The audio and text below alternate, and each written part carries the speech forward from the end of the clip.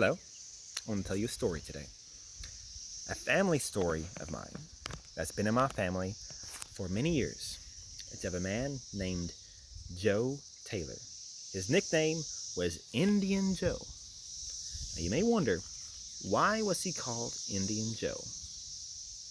The reason is because he was full Cherokee, full-blooded Cherokee.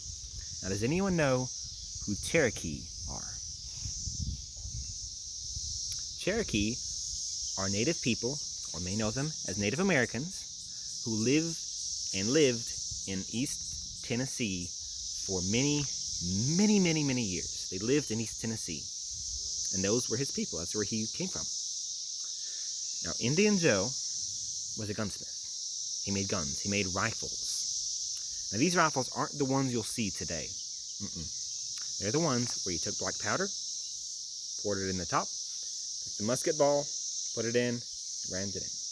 Flintlock rifles. Flintlock rifles, they were called. The kind that you might see at a reenactment today. Those are the ones he made. And these rifles were very popular. People came from all around to get some of Indian Joe's rifles, to get some of his guns. And you may wonder, what made them so special? Why did people go from all around and go so crazy over his guns? The reason is because they were silver-plated and had silver engravings on them, pure silver. This made them special. This made them so much better. But no one knew where he got the silver from. No one knew where Joe Taylor, Indian Joe, got his silver. He would disappear, close down shop, and just leave for a few weeks at a time, 2 or 3 weeks at a time. No one knew where he went to. It was driving them crazy. No one knew. He would leave for a few weeks and come back with a few bags of silver. Pure silver. People got to thinking. They've heard rumors about silver mines in the area in East Tennessee and East Kentucky for many years. And they wonder, does Joe Taylor have a silver mine?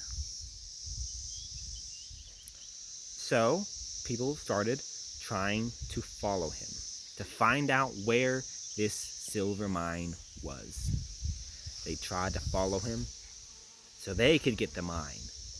The best hunters from the area followed him and tried to find these mines, or the mine. But no one was able to find him. No one was able to follow him. Even the best trackers in the area, that is, people could look at a few tracks and could follow where an animal or someone went to. The best that could do that. Even they couldn't find him. Even they couldn't follow him. Now, you may wonder, why? Why couldn't they follow him? It's because Indian Joe was a Cherokee. He was Cherokee, and he knew the area very well because he grew up in the area. His family had been there for hundreds and hundreds of years. See, they knew all about it. While these people following them, they haven't really been there that long, compared to him especially.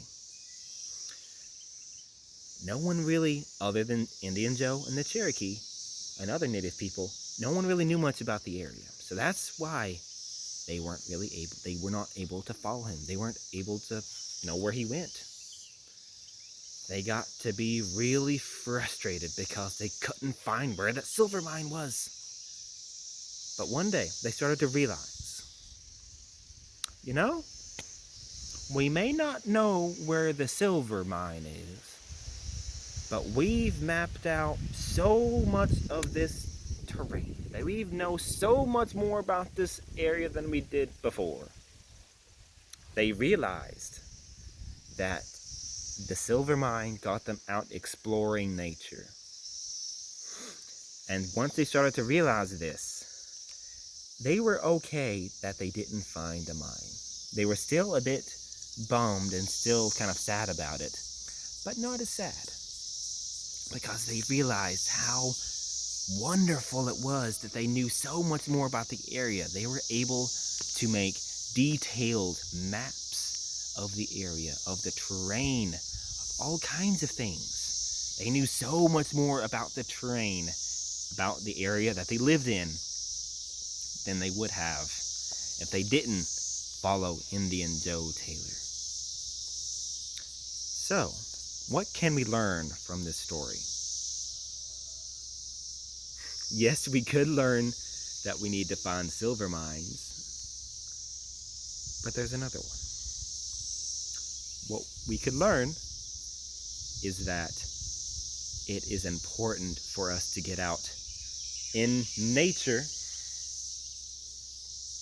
and explore, to learn more about the area that we live in, to learn more about the beauty of nature and how wonderful it is. To put our phones down, to leave our TVs and games, and go outside and explore more of nature and spend more time in nature to learn more about it and appreciate it in its beauty and wonder more than we would have.